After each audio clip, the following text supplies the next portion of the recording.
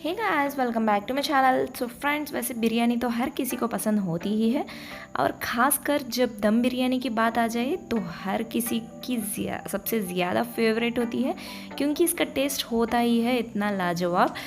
और मैं आज इस वीडियो में आपको इसी मटन दम बिरयानी की रेसिपी शेयर करने वाली हूँ, जिसको अगर आप बिगिनर भी हो तो भी आप बहुत ही आसानी के साथ इसको बनाकर आपके घर वालों को खिलाकर खुश कर सकते हैं। बहुत ही ज़्यादा मज़ेदार बना सकते हैं आप भी इसको। तो इस मज़ेदार रेसिपी को देखने से पहले अगर आपने हमारे चैनल को सब्सक्राइब नहीं किया हो तो जल्दी से मेरे वीडियो के नीचे जो रखता है सब्सक्राइब बटन दिख रहा है उसको क्लिक करके साथ ही बाजू वाले बेल बटन को दबा दीजिए, जिससे मेरे हर वीडियो का नोटिफिकेशन आप तक पहुंच जाए। तो इसको बनाने के लिए स्टोव पर मैंने एक प्रेशर कुकर को रख लिया है और उसके बाद इसमें डाल रही हूँ 2 टेबल स्पून तेल को, और उसी में मैं अब डालूंगी 1 टेबल स्पून जितने घी को। तो इसको गर्म होने दीजिए और उसके बाद मैं ले रही हूँ 2 इंच दालचीनी के टुकड़े को और 3 छोटी वाली हरी इलायची और 4 लौंग। तो इन सारे चीज़ों को भी इस तेल में डालकर बस 1 मिनट इसको सॉट कर लीजिए। और उसके बाद मैंने 2 से 3 मीडियम साइज़ की ऑनियन को फाइनली चॉप कर लिया था, जिसको मैं अब इस तेल में डाल रही हूँ। तो इस तरह से डालने के बाद इसको 4 से 5 मिनट तक इसका कलर गोल्डन कलर होने तक इसको सॉट करने पड़ेगा।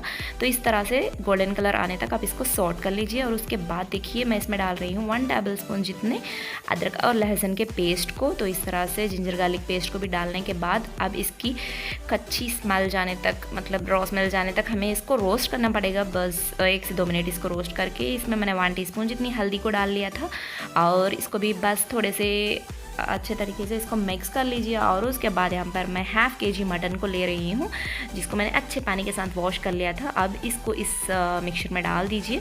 तो इस तरह से डालने के बाद हमें पानी या फिर स्पाइसेस कुछ नहीं डालना, इसको इसी तरह से 4 से 5 मिनट तक इसी तेल में हमें इसको रोस्ट करना पड़ेगा। तो इस तरह से हमें हम जब मटन को रोस्ट करेंगे तब मटन हमारा जो है वो और भी अच्छा मज़ेदार लगेगा। तो इस तरह से 4 से 5 मिनट तक इसको रोस्ट करने के बाद इसमें 1 टेबल स्पून जितने धनिया पाउडर को मैंने डाल लिया है और 1 टेबल स्पून जितने लाल मिर्च पाउडर को भी डाल लिया है। और उसके बाद 1 टीस्पून गरम मसाला मैं यहाँ पर डाल रही हूँ। तो इन सारे स्पाइसेस को डालने के बाद इसको अच्छे से मिक्स कर लीजिए ताकि हमारे स्पाइसेस सारे हमारे मटन के साथ कोट हो जाए। और उसके बाद स्वाद अनुसार थोड़े से नमक को डाल दीजिए। तो इस तरह से नमक को भी डालने के बाद फिर से अच्छे से मिक्स कर लीजिए। तो इस तरह से मिक्स करके यहाँ पर मैंने 2 से 3 टमाटर को लेकर फाइनली चॉप कर लिया था, जिसको मैंने अब इसमें डाल लिया है। तो इस तरह से टमाटर को भी डालने के बाद फिर से अच्छे से मिक्स कर लीजिए। और इसी में मैं अब डाल रही हूँ 2 हरी मिर्चों को, जिसको मैंने बीच में कट लगा लिया था। तो इस तरह से बीच में कट लगाकर मैंने इसमें इसको डाल लिया है। तो इसको डालने के बाद फिर से इसको अच्छे से मिक्स करके इसको 4 से 5 मिनट तक लिड से कवर करके हमारे टमाटर जो डाले थे हमने उसको सॉफ्ट होने तक पकने दीजिए। तो इसके बाद यहाँ पर देखिए मैं 2 टेबल स्पून जितने दही को डाल रही हूँ। अगर आपको दही फटने का डर लगा हो तो आप स्टोव की फ्लेम को ऑफ करके इस दही को डाल दीजिए और उसके बाद तुरंत आप स्टोव की फ्लेम को ऑन कर सकते हैं। तो उसके बाद स्टोव की फ्लेम को ऑन करके इसको अच्छे से मिक्स कर लीजिए ताकि हमारे सारे डाले हुए इंग्रेडिएंट्स अच्छे से मिक्स हो जाए। और उसके बाद फाइनली चॉप किए हुए हरे धनिया और थोड़े से पुदीने के पत्तों को भी मैंने इसमें डाल लिया है। तो इस तरह से अच्छे से इसको मिक्स कर लीजिए। तो इस तरह से मिक्स करने के बाद अब यहाँ पर हमें आधे नींबू के रस को इसमें डालना पड़ेगा। तो इस तरह से लेमन जूस को डालने के बाद अच्छे से मिक्स करके इस पर लिड कवर कर दीजिए और इसको 2 से 3 विजल्स तक हमें कुक करना पड़ेगा ताकि हमारा गोश्त अच्छे से पक जाए। और इसको साइड में रख के यहाँ पर देखिए मैंने ½ एन आवर पहले ½ kg चावल को लेकर सोक कर लिया था। और उसके बाद पैन में मैंने 1 लीटर पानी को डाल लिया है और उसको उबलने के लिए रख लिया है। और यहाँ पर मैं ले रही हूँ 2 छोटी वाली इलायची और 4 लौंग, 5 से 6 काली मिर्च और थोड़े से शाहजीरा और 1 तेज़पत्ता। तो इन सारे चीज़ों को उबलते हुए पानी में डाल दीजिए और इसको डालकर अच्छे से मिक्स कर लीजिए। और उसके बाद स्वाद अनुसार नमक डाल लीजिए। तो नमक डालने के बाद यहाँ पर 1 टीस्पून जितने तेल को हमें डालना पड़ेगा। तो इसको भी डालकर अच्छे से मिक्स कर लीजिए। हम तेल इसलिए डालें ताकि हमारा चावल जब पकेगा तो वो एक दूसरे से चिपकेगा नहीं। तो इसको अच्छे से मिक्स करने के बाद जो चावल हमने सोक करके रखा था, भिगो के रखा था, अब उन चावलों को इसमें डाल दीजिए और डालकर हमें इसको कुक करना पड़ेगा एकदम हाई फ्लेम में। तो इन सारे चावलों को मैंने डाल लिया है और इसको हमें इतना कुक करना पड़ेगा जब तक कि हमारा चावल जो है वो 90% तक कुक ना हो जाए। तो देखिए आपको क्लियरली मैं दिखा भी रही हूँ। तो 90% हमारा चावल जो है वो अच्छे से पक जाना चाहिए। और उसके बाद उसके पानी को स्ट्रेन कर दीजिए और उसको साइड में रख लीजिए। और उसके बाद ये हम यहाँ पर थोड़े से प्याज को फ्राई कर रहे हैं। तो यहाँ पर मैंने दो मीडियम साइज़ के प्याज को फाइनली चॉप कर लिया था, जिसको मैं अब फ्राई कर रही हूँ। जिसके लिए मैंने पैन में थोड़े से ऑयल को डाल लिया है और उसके बाद उस प्याज को इसमें डाल लिया है। इसका कलर गोल्डन कलर आने तक, मतलब हमारी प्याज जो है वो क्रिस्पी होने तक हमें इसको फ्राई करके साइड प्लेट में निकालना पड़ेगा। और उसके बाद 5 से 6 काजू को भी मैंने लेकर इसी तरह से थोड़ा सा फ्राई कर लिया है। अब इन दोनों चीज़ों को साइड में रख दीजिए। और यहाँ पर मटन की ग्रेवी देखिए हमारी इस तरह से थिक होनी चाहिए।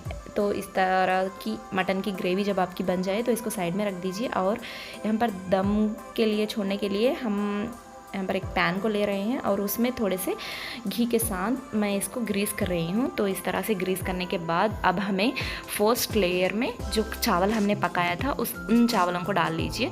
तो इस तरह से राइस को डालकर इवनली स्प्रेड कर लीजिए। तो इस तरह से स्प्रेड करने के बाद ऊपर हमें थोड़े से घी को डालना पड़ेगा। तो देखिए थोड़े से घी को ऊपर से डाल लीजिए।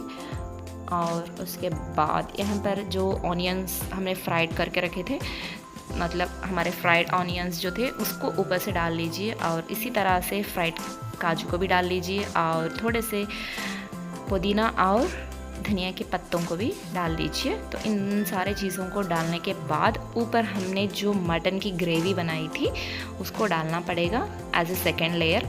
तो इस तरह से सेकेंड लेयर में आप मटन की ग्रेवी जो बनाई थी उसको डाल दीजिए।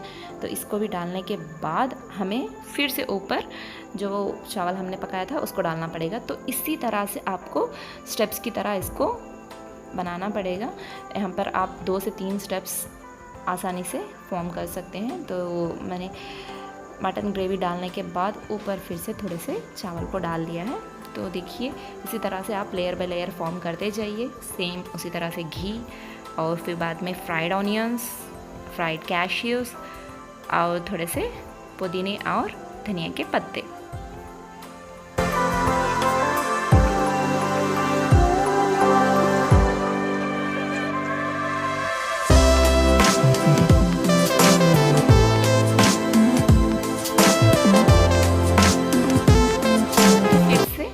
ऊपर मटन ग्रेवी डाल दीजिए। तो फाइनल स्टेप में हमें फिर से राइस को ऐड करना पड़ेगा। तो इस तरह से मटन ग्रेवी डालने के बाद ऊपर से फिर से हमें राइस को डालना पड़ेगा।